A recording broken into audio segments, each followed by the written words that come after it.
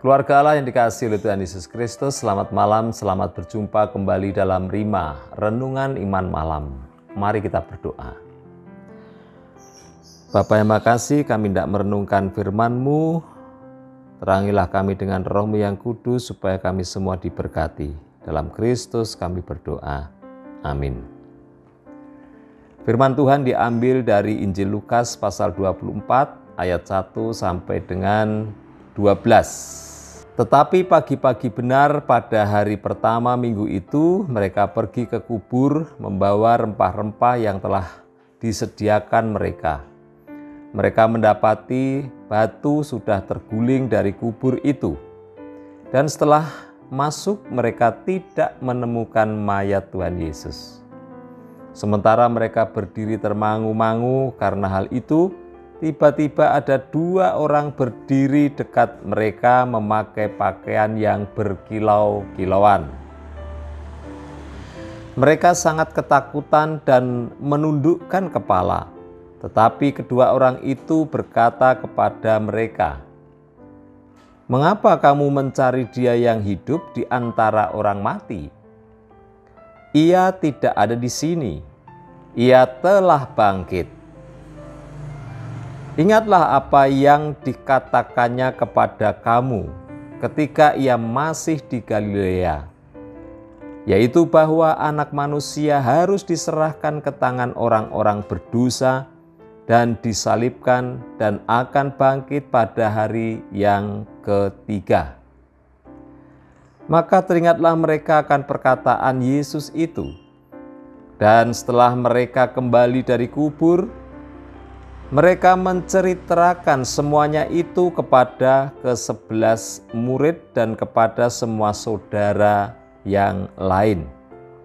Perempuan-perempuan itu ialah Maria dari Magdala dan Yohana dan Maria ibu Yakobus dan perempuan-perempuan lain juga yang bersama-sama dengan mereka memberitahukannya kepada rasul-rasul. Tetapi bagi mereka perkataan-perkataan itu seakan-akan omong kosong dan mereka tidak percaya kepada perempuan-perempuan itu. Sungguh pun demikian, Petrus bangun lalu cepat-cepat pergi ke kubur itu. Ketika ia menjenguk ke dalam, ia melihat hanya kain kapan saja. Lalu ia pergi dan bertanya dalam hatinya apa yang kiranya telah terjadi. Demikian firman Tuhan. Keluarga Allah, sengaja video ini dibuat di tengah kebisingan motor lewat, suara burung atau suara-suara lain yang masuk ke dalam rekaman ini, untuk menunjukkan bahwa ada kehidupan di sekeliling kita. Dikatakan dalam ayat yang kelima tadi, pertanyaan malaikat kepada perempuan-perempuan yang mendapati kubur Tuhan Yesus sudah kosong. Mereka mengatakan, "Mengapa engkau mencari Dia yang hidup di dunia orang mati? Dia tidak ada di sini. Dia telah bangkit." Saudara-saudara, ada masanya manusia mencari Tuhan dalam tanda petik itu pada benda-benda mati, pada pohon-pohon besar yang sudah kering, kemudian batu besar, lalu matahari, bulan atau bintang-bintang, lautan dan sebagainya, dengan memberi mereka nama-nama dewa dan seterusnya. Nah, saudara yang terkasih dalam Tuhan Yesus Kristus, dalam tradisi orang-orang Jawa, mereka juga mengenal pusaka-pusaka yang semuanya terbuat dari benda mati. Bahkan suku-suku lain juga ada. Mereka mempercayai adanya kekuatan-kekuatan di dalam benda-benda mati tersebut. Dan ada juga yang menyembah arwah nenek moyang. Artinya Tuhan dicari dalam dunia orang mati. Nah, saudara-saudara, kisah ini mengingatkan sesuatu, bahwa Tuhan itu tidak ada di dunia orang mati.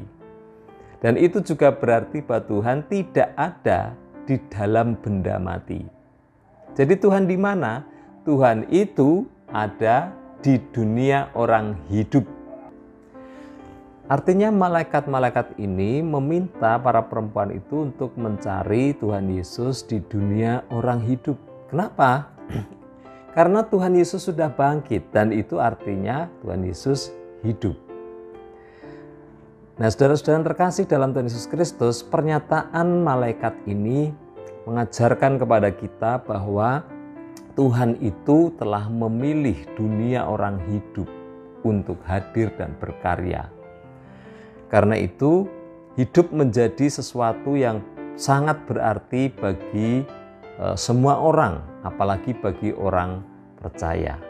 Tuhan itu hadir dalam pergumulan-pergumulan manusia yang masih hidup. Pada orang-orang yang sakit, pada orang-orang yang miskin, kepada orang-orang yang papa, orang-orang yang tersingkir, orang-orang yang dipinggirkan dan tidak dianggap. Di sanalah Tuhan Yesus Kristus hadir. Di sanalah kita bisa menemukan Tuhan Yesus Kristus. Sebab apa yang kita lakukan kepada mereka, itulah yang kita lakukan bagi Tuhan. Kasihilah Tuhan Allahmu, kasihilah sesamamu manusia. Mengasihi Allah hadir dalam bentuk mengasihi sesama manusia. Nah, saudara-saudara yang terkasih dalam Tuhan Yesus Kristus, firman Tuhan ini juga mengingatkan kepada kita bahwa kita hidup untuk menemukan Tuhan, untuk berjumpa dengan Tuhan. Disinilah, di bumi inilah, di dunia kehidupan inilah, kita menggunakan hidup kita untuk menemukan cinta kasih Tuhan itu. Itulah yang dimaksud dengan tema Paskah kita tahun ini, yaitu berpihak pada kehidupan. Artinya kita diajak melihat bahwa Tuhan itu mencintai kehidupan. Tuhan itu hadir di tengah-tengah kehidupan dan mengajak kita untuk menggunakan hidup ini dalam rangka menemukan Tuhan di tengah-tengah kehidupan bersama kita dengan orang lain. Jadi jangan sia-siakan waktu dan hidup yang diberikan oleh Tuhan. Mari kita gunakan untuk melihat karya Tuhan dan turut serta di dalamnya, yaitu karya di mana Tuhan menghendaki semua orang untuk diselamatkan. Mari kita berpihak pada kehidupan. Tuhan memberkati. Mari kita berdoa. Bapa yang makasih, kami bersyukur mempunyai Allah yang hidup dan berpihak pada kehidupan. Ajaklah kami ya Tuhan, untuk menata dan membangun kehidupan yang lebih baik bersama dengan sesama kami. Dalam nama Tuhan kami Yesus Kristus kami berdoa. Amin.